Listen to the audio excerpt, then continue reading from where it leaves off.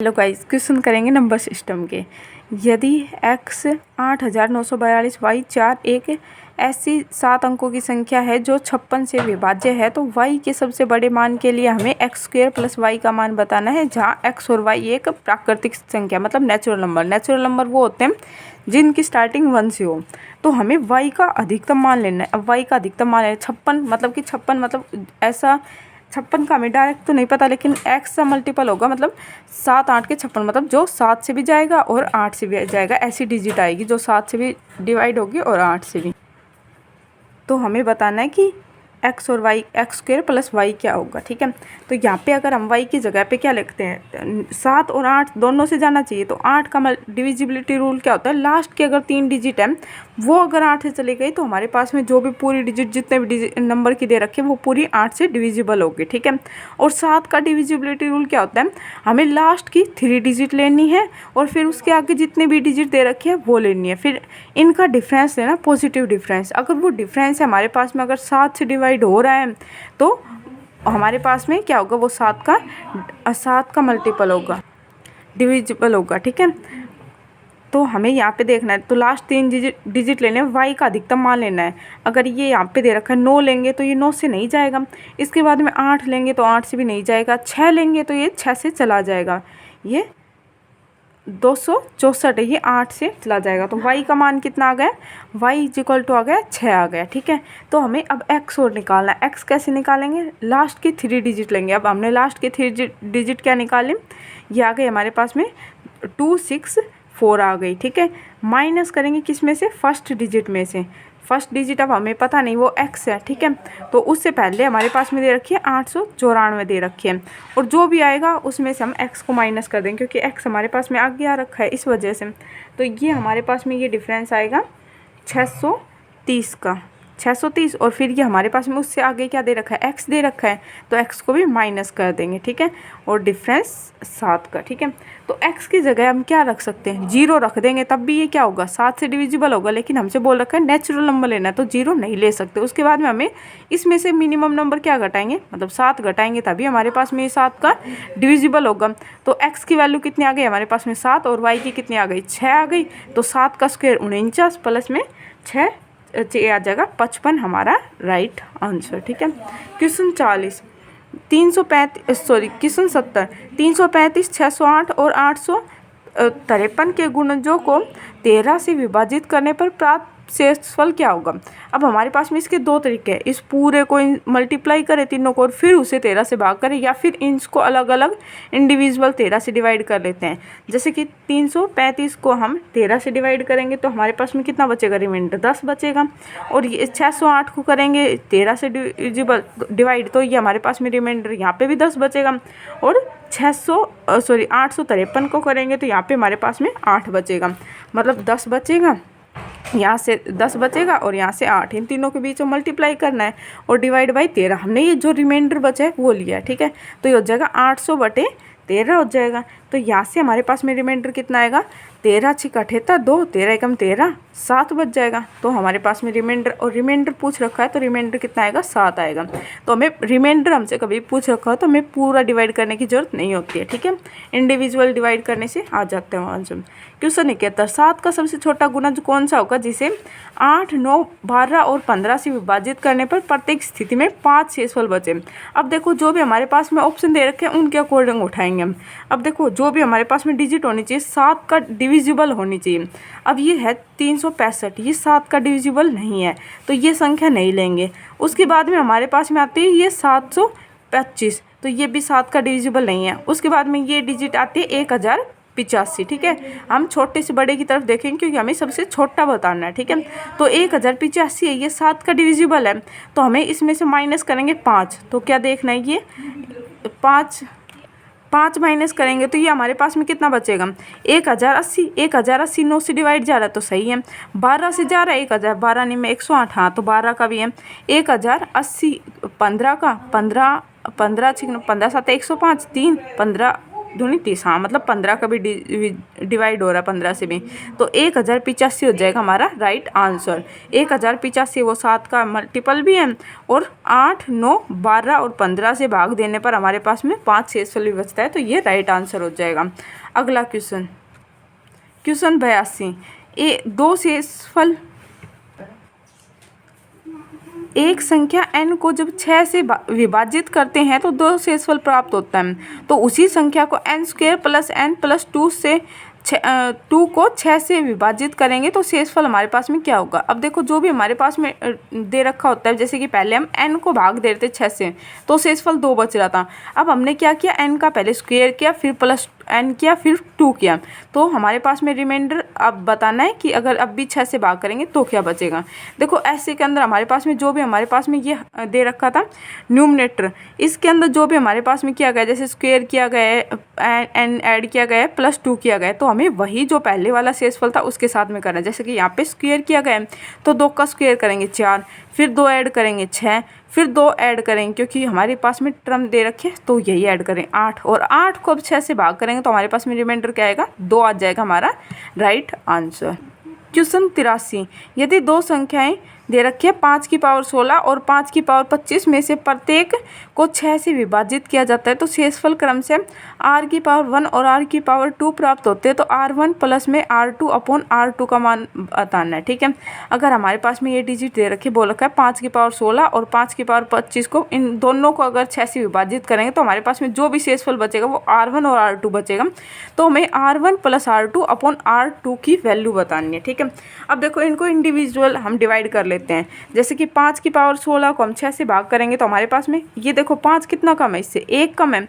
अब कम है तो ये कितना 1, और 1 की पावर क्या दे रखी है हमारे पास में, मतलब ये कम है तो माइनस का साइन लग जाएगा और 16 आ जाएगी इसकी पावर, इसको भाग देंगे, यहाँ से हमारे पास में आएगा r1 और r2 क्या आएगा हमारे पास में 1 कम है तो -1 की पावर कितनी आ जाएगी 25। अब देखो किसी भी अगर हमारे पास में नेगेटिव की इवन पावर होती है तो वो क्या आती है हमारे पास में, वो टर्म क्या आती है पॉजिटिव आती है, तो यहाँ पे आ जाएगा 1 और यहाँ पे r2 कितना आएगा, अब माइनस है और यहाँ पे पावर क्या है और, तो ये माइनस ही आएगा, और हमारे पास में कभी भी जो रिमाइंडर होता है वो नेगेटिव नहीं होता है। ठीक है, तो हम डिवाइड किससे कर रहे हैं, इसे 6 से डिवाइड कर रहे हैं, तो -1 को हम मतलब इसकी 5 की पावर 25 को हम 6 से डिवाइड कर रहे थे, तो हमें इसके अंदर जो भी हमारा भाजक है उसे ऐड करना है, तो -1 तो 6 से डिवाइड करें तो 6 को ऐड करेंगे तो हमारे पास में रिमाइंडर कितना आ जाएगा 5, तो यहाँ से आ गया 5, तो इन दोनों को जोड़ करेंगे 6 अपॉन r2, तो मतलब 6/5 होगा हमारा राइट आंसर। क्वेश्चन 89, यदि ये हमारे पास में दे रखे 48 के 2048 p 6 ऐसी संख्याएं हैं जो 99 से भाग देने पर k मल्टीप्लाई बाई p जो 99 से विभाजित है, तो हमें k मल्टीप्लाई बाई p का मान बताना है कि क्या होगा। अब ये देखो 99 का मल्टीपल है, इसका मतलब क्या है 9 का भी मल्टीपल होगा और 11 का भी होगा, और 9 का हमारे पास में डिविजिबिलिटी रूल क्या होता है कि इन सब का सम करेंगे तो हमारे पास में क्या आना चाहिए, इनका 9 आना चाहिए डिजिटल सम। ठीक है, और 11 का क्या होता है अल्टरनेट का हम सम करेंगे तो वो या तो 0 आना चाहिए या 11 का मल्टीपल आना चाहिए, उनका डिफरेंस। ठीक है, अल्टरनेट नंबर्स का, तो यहाँ पे हमारे पास में 9 का लगाते हैं पहले इनका डिविजिबिलिटी रूल। ठीक है, तो यहाँ पे कितना आएगा, ये 12, 12 का 3 हो जाएगा, 3 के बाद में ये 5 प्लस 4 9, ये कैंसिल हो जाएगा, और ये 6 दूनी 12 और 2 14, मतलब 5 आ रहा है। तो p और q के अंदर क्या जोड़ा जाए कि वो 9 का डिविजिबल हो जाए, 5 आ रहा है, तो p प्लस q की वैल्यू कितनी होगी, p प्लस q की वैल्यू कितनी होगी 4 होगी, हमारे पास में 4 लेनी पड़ेगी क्योंकि हमारे पास में इन सब का हमारे पास में डिजिटल क्या आ रहा है सम 5 आ रहा है, तो 5 के अंदर हमें 4 ऐड करेंगे तभी तो वो 9 का मल्टीपल होगा। अगर हम यहाँ पे ले लेते हैं, चलो 11 का रूल लगाते थे, 4 प्लस k प्लस 0 प्लस 8 मतलब 12 k प्लस में 6, तो ये हो जाएगा हमारे पास में 18 प्लस k आएगा। ठीक है, 18 प्लस k आएगा। ठीक, और दूसरा हमारे पास में आएगा 8 2 10 10 और 14 प्लस में p मतलब 14 प्लस p आएगा। ठीक है, अब k और p की जगह में क्या लेना है 4 लेना है। अब ऐसी टर्म क्या रखें इन दोनों की जगह पे कि इन दोनों का डिफरेंस 0 आ जाए। अगर मैं इसकी जगह यहाँ पे k की जगह अगर मैं यहाँ पे लिख लेती हूँ जीरो रख देती हूँ तो यहाँ पे कितना आएगा, ये 18 आ जाएगा। और इसकी जगह 4 रखती हूँ तो यहाँ पे हो जाएगा 18, तो 18 में से 18 जाएगा तो 0 आएगा। और यही हमारे पास में 11 का डिविजिबिलिटी रूल होता है, या तो डिफरेंस 0 आना चाहिए या फिर इनका 11 का मल्टीपल आना चाहिए। तो 11 का मल्टीपल तो काफ़ी दूर जाएगा, तो ये हमारे पास में ईजी होगा।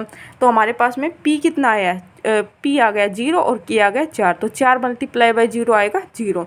और 0 हम ले सकते हैं क्योंकि इसके अंदर नहीं बोल रखा है नेचुरल नंबर या फिर कुछ भी है, तो हमारे पास में 0 हो जाएगा राइट आंसर।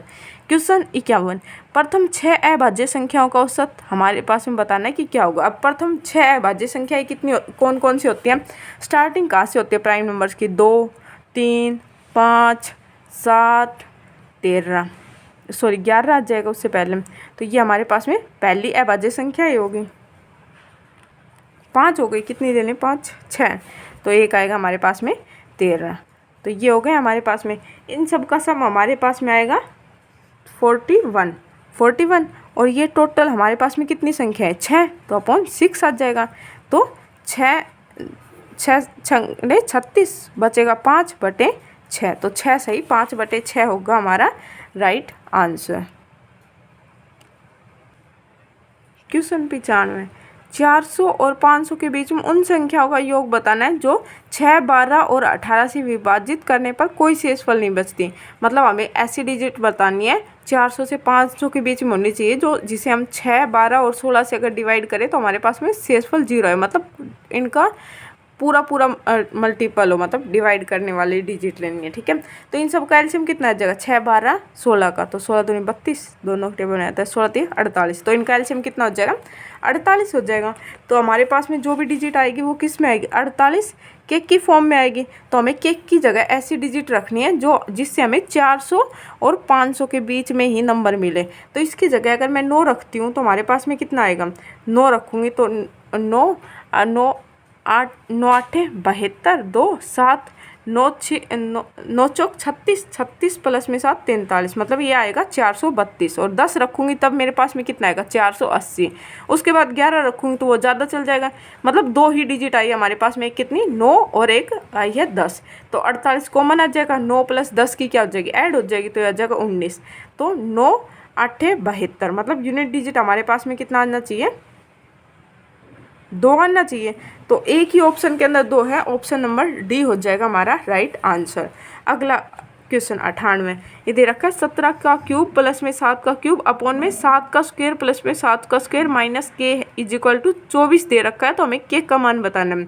अब देखो ये डायरेक्ट हमारे पास में फॉर्मूला होता है a³ + b³ का। ठीक है, क्या होता है a³ + b³ का फॉर्मूला हमारे पास में होता है a³ + b³ होता है a + b, ये होता है a² + b²। अगर ये प्लस आ रहा है तो यहाँ पे क्या आएगा, -ab। अब देखो यहाँ पे यही तो चीज़ दे रखी है, a² + b² -ab की जगह हमें हमारे पास में k दे रखा है, तो हमें यही वैल्यू तो बतानी है कि ये क्या होगी। अब एक की जगह क्या इतना दे रखा है 17 और b की जगह कितना दे रखा है 7, तो 17 × 7 करेंगे तो आ जाएगा 17 7 119 हो जाएगा हमारा राइट आंसर। क्वेश्चन 99, निम्नलिखित को सरल करना है कि 25 की क्यूब दे रखा है -75 का क्यूब प्लस में 50 का क्यूब दे रखा है। तो देखो हमारे पास में ये हमें सोल्व करना है। अभी इनका सबका क्यूब निकालेंगे तो बहुत बड़ी बड़ी डिजिट चली जाएगी। चलो 25 का निकालेंगे, 50 का निकालेंगे, 75 का निकालने में तो टफ हो जाएगा। तो हम यहाँ पे हमारे पास में क्या कॉमन दिख रहा है, कॉमन चीज़ निकाल लेते हैं। 25 की पावर क्यूब हर किसी के अंदर कॉमन है, जैसे कि 25 की पावर क्यूब को क्या लिख सकते हैं, ये 25 की पावर क्यूब है। ठीक है, फर्स्ट डिजिट के अंदर 75 की पावर 3 है, तो इसे क्या लिख सकते हैं 25 की पावर 3 × 3 की पावर 3। ठीक है, 25 या 75 अगर पावर सेम होते हैं तो पावर वही रहती है और बेस के हमारे पास में क्या होती जाती है मल्टीप्लाई, तो यही होगा 25 या 75 और पावर कितनी हो जाएगी 3। तो यही दे रखा है, यहाँ पे आ जाएगी 25 की पावर 3 × 2 की पावर 3, 25 दूनी 50, पावर आ जाएगी 3, तो यही दे रखा है। तो 25 की पावर 3 को हम कॉमन ले लेंगे, तो यहाँ पे कितना बचेगा 1 और यहाँ पे बचेगा -3। 25 की पावर बाहर क्यूब बाहर चला गया, तो यहाँ पे कितना बचेगा 27 प्लस में 2 का 8। ठीक है, तो ये कितना बचेगा हमारे पास में 9, इसमें से माइनस करेंगे तो ये बच जाएगा 18। तो 25 का क्यूब माइनस का 18, तो मतलब जो भी हमारे पास में ऑप्शन होगा वो क्या होगा माइनस में होगा, तो प्लस वाला तो होगा नहीं। और यूनिट डिजिट हमारे पास में 0 आएगी, तो 0 दोनों में आ रही है हमारे पास में। जो भी नंबर होगा हमारे पास में 25 का मल्टीपल होगा, इससे भी देख सकते हैं। तो 25 का ए ऑप्शन है। या फिर हम डिजिटल सम लगा सकते हैं। डिजिटल सम कैसे लगाएंगे? 25 की पावर 3 बार लिखी जाएगी, 25 मल्टीप्लाई बाई 25 मल्टीप्लाई 25, तो यहाँ पे कितना आएगा? 7 7 7 ऐसे आएगा। तो यहाँ से हमारे पास में कितने आ जाएगी यूनिट डिजिट? 7 तो 7 49, 9 49, तो यह जगह 13, 4 और 4 मल्टीप्लाई बाई फिर से 7 को करेंगे तो 7 चौक 28, यहाँ से कितना जगह 1 आ जाएगा और ये 18 का कितना जगह 9। तो मतलब यूनिट डिजिट हमारे पास में कितना आना चाहिए? 9 आना चाहिए, मतलब सॉरी डिजिटल सम कितना आना चाहिए? 9 आना चाहिए। तो इस ऑप्शन का हमारे पास में कितना आ रहा है? 8 और 1 9, तो ऑप्शन 1 का 9 आ रहा है। ऑप्शन डी का देखते हैं, 9 ये 9, इसका 2 आ रहा है, तो ऑप्शन नंबर ए हो जाएगा हमारा राइट आंसर। क्वेश्चन 101, एक निश्चित संख्या में यदि 7 जोड़ा जाता है और योग को यदि 5 से गुना किया जाता है, फिर गुना को जो भी हमारे पास में गुनाफल आया उसको 3 से विभाजित किया जाता है और 4 को भागफल से घटाया जाता है, जो भी हमारे पास में भागफल आया उसे घटाया जाता है, तो परिणाम संख्या हमारे पास में 16 आती है। तो मूल संख्या हमें बतानी क्या होगी? अब देखो जो जो हमसे बोला जा रहा है बस हमें वही करना है। हमने मान ली वो संख्या क्या है? x है, ठीक है।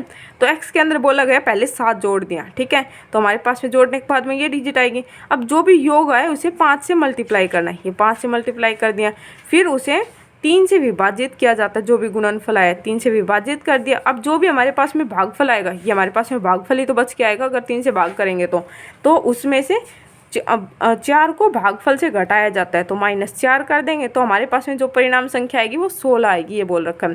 तो इसे सोल्व कर लेंगे तो एलसीएम ले लेंगे, 4 तिया 12, तो यह जगह 12 ये पूरे का आ जाएगा और ये 3 इधर की तरफ चल जाएगा, तो 16 तिया 48 हो जाएगा।